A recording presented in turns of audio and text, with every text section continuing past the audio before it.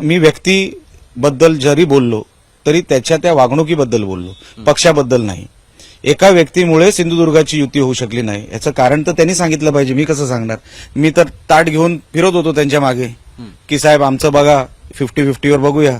कणकवलीला काही नाही दिलं तरी चालेल, कारण का तिकडे पालकमंत्र्यांचा तो मतदारसंघ आहे, तिकडे त्यांचा ऍडेड ऍडव्हान्टेज आहे, त्यांनी आम्हाला सीट नाही दिलं तरी चालेल. इकडे 50-50 करा, पण ते राणेसाहेबांच्या तोंडातून येऊ द्या.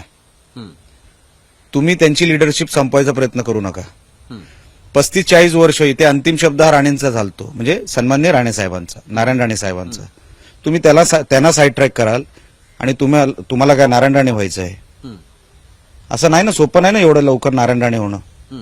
त्या माणसाने 35-40 वर्ष संघर्ष केलाय, जिल्ह्यासाठी घाम गाळलाय, रक्त सांडलंय. अचानकपणे तुम्हाला त्यांची जागा घ्यायची आहे, अशी जागा घेता येत नाही साहेब. त्या माणसाचं महत्व असतं, तुम्हाला अशी रेष पुसता येणार नाही त्यांची. तुम्ही त्यांना महत्व दिलं असतं आणि राणेसाहेबांनी सांगितलं असतं निलेश एकही सीट लढू नको, एकही सीट लढवली नसती. एवढा शिंदे साहेबांचा विश्वास राणेसाहेबांवर आहे, एवढं प्रेम राणेसाहेबांवर आहे, एकही सीट लढवली नसती. असं असताना तुम्हाला युती नको होती.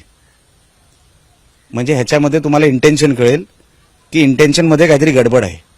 या माणसांना आम्हाला फाट्यावर मारायचं होतं किंवा आम्हाला संपवायचं होतं की ह्याचं कुठेतरी आता कटिंग सुरू करा. हा 100% मला दिसत नाही, हा पुढे कधी येणार नाही.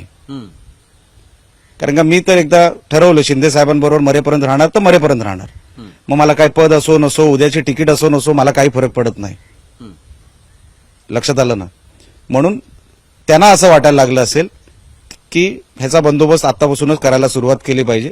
कदाचित काहीतरी नंतर बघू, ते दाणे टाकतात ना सगळीकडे, तसा प्रकार आहे. पण मी कुठे डायरेक्टच बोलणारा माणूस आहे साहेब, मी काही येणार नाही तुमच्याकडे. कदाचित ती गोष्ट खटकली असेल की जिथे आपला नाही तिकडे बंदोबस्त करा. तुमच्या